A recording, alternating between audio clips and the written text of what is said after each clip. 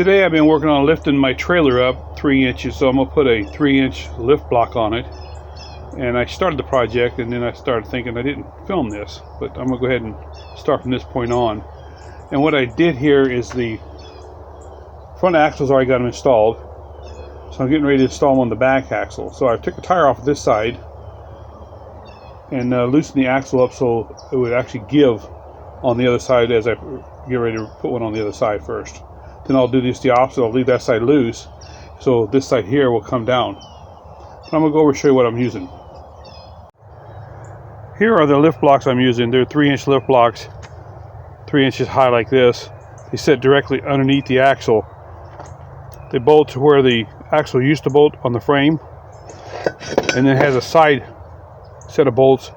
Now these are made for like if you have a still trailer and the axles are mounted in a different way. It doesn't make no difference. When you get them, you can use them. But because the way my axles were mounted flat against the frame, I had to actually drill a hole to the other side. Let me tilt this and show it to you. Right there. That way I had a bolt pattern to bolt it to the axle, and then I still had the hole to bolt it to the frame. So you can actually use these on a trailer that has the axles mounted directly against the frame. You just got to put that extra hole in it. But it will allow you to raise your trailer 3 more inches. Comes with a nice set of bolts and nuts and washers. And this is what we're putting under there today. Okay, I've took the nuts off the bolts that mount the axle directly to the frame. And you can see the large gap between them. This is where we're going to place the block. Let me get the block up in place and show you how it lays in there. This is how the block lays in there. It just strictly lays right on top of the axle right here. And there's a set of holes right through there that you can just put the bolts in. We're going to put the bolts in here, and we're going to leave them loose. We're going to do it on both sides. The reason that is so when we raise this up, we can line them up with these bolts here. And then we're not even going to tighten these all the way either. We're going to get most of the slack out of both set of bolts. And then we're going to line our axle back up, and I'll show you how I mark the axle so it's still in alignment. So this way here, your axle is not out of line. Because if the axle ends up being out of aligned, it's going to end up wearing your tires out. We'll get that on there and we'll show you. Okay, we got the block up in place, and I have the bolts in it. And what I wanted to show you was they're still loose. I do not want to tighten these because I need to lower the other axle on the other side to put the block on it.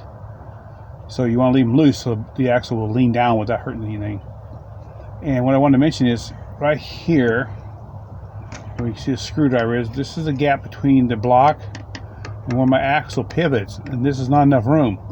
This is another reason you want to leave it loose, is so when you get both blocks in place, it allows you to push this out and adjust it. You can move the axle from over there to over here if needed, or vice versa, depending on which side you're working on there. But you definitely want to have adequate room between here, because this axle itself, this part actually swings up and down because these are torsion axles. And it would be the same way if you had spring axles. It'd be bobbling up and down, and sometimes they sway a little bit right to left, and you don't want that to rub. These are pretty solid, torsion axles are, so they don't swing right and left like that very much at all. But I want to make sure we have adequate room between there. Right now you can see it's just a small gap because we have the axles on both sides loose and it's not aligned. But I wanted to mention that to you. So now we'll go to the other side. Now we're on the opposite side of the trailer. We're going to put the block on this side. But I want to show you how I mark the axle, like I did the other side, to make sure we get the alignment straight. Here's how I mark the axle. I just took a black magic marker and marked in front of the axle pad before I loosened it off. This way it'll give me exact placement of where the axle was setting before I moved it. I also came around the side here and made a mark on the side of the frame, because once we place the block underneath here, we won't be able to see the markings. So you got to make sure that that follows through the outside of your frame. And then when we get ready to line it, I'll show you how I do it. Okay, I got the other block in.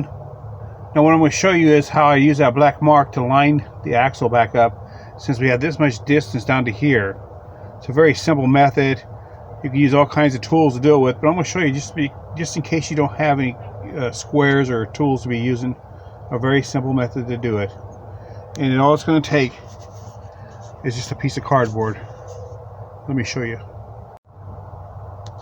So we've got this little piece of cardboard right here, and what I got is a corner of a box. This way we have perfectly good straight L. And I stuck it up against the frame so there's no gaps, and then I lined it up with my black spot, come down to the bottom of the pad of the axle. And you can see the pad of the axle lines right up with the black marker. And we're square here. So now we know we're in perfect alignment. So now you can just tighten this up and you have it aligned exactly where it was. Now we're going to go to the other side and do the same thing. Okay, we got all 4 blocks installed. And I wanted to mention that you may have to disconnect your brake electrical line if you have electric brakes, or may have to loosen up your fluid brake line. What I did here is went right underneath here. I took and disconnected the wire so it would reach down further. Now I'm going to have to add to this, but it won't be no big deal. I'll just add a little piece to it, and actually I'm going to do a little better job than what's on here. But I'm going to fix this all up. I'm going to do all 4 of them that way. So that way there I feel better. I'm also going to run this wire across here a little differently because I'm not real happy with that. But other than that, it wasn't hard. We'll just fix that up. We'll be ready to go, put our tires back on there. I thought I would show you the box that these came in. They're Dexter axles. And I'll show you the number on the box. This was for 2 axle setup. You can get them for a single axle too. There you go. That's something that might help you have the information on them.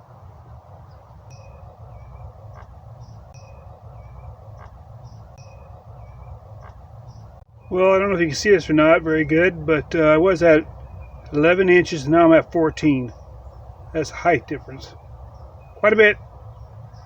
Hope this helped you guys. Thanks for watching.